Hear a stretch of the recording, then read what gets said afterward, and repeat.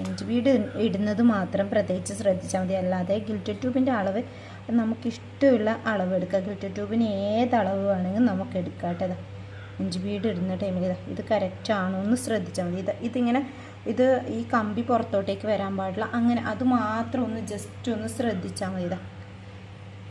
ഇതിപ്പം ഞാൻ white green കുറച്ചിട്ടാണ് എടുത്തിട്ടില്ല. നിങ്ങൾക്ക് വേണമെങ്കിൽ ഗ്രീനിൻ്റെ അളവിൽ തന്നെ ഈ ഓറഞ്ചിൻ്റെ അളവിൽ തന്നെ വേണമെങ്കിൽ വൈറ്റ് കുറച്ചിട്ട് ഗ്രീൻ എടുക്കുക കേട്ടോ.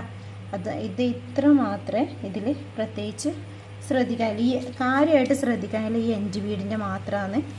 ഒരു ബുദ്ധിമുട്ടും ഇല്ലാത്ത വർക്കാണ്. നമുക്ക് സിമ്പിളായിട്ട് ചെറിയ കുട്ടികൾക്ക് പോലും ചെയ്തെടുക്കാൻ പറ്റുന്ന വർക്കാണ് ഇത്. പിന്നെ ഇതിൻ്റെ തന്നെ വേറൊരു വർക്കും കൂടെ കാണിച്ചു തരാം. സിമ്പിളാണ് കേട്ടോ. ഇത് ഈ ഹെയർ ബോ എന്നെല്ലാം പറയുന്നത് ഭയങ്കര സിമ്പിളായിട്ടുള്ള ഇതും ഇൻഡിപെൻഡൻസ് ഡേ ആയിട്ട് ബന്ധപ്പെട്ടാണ് കേട്ടോ.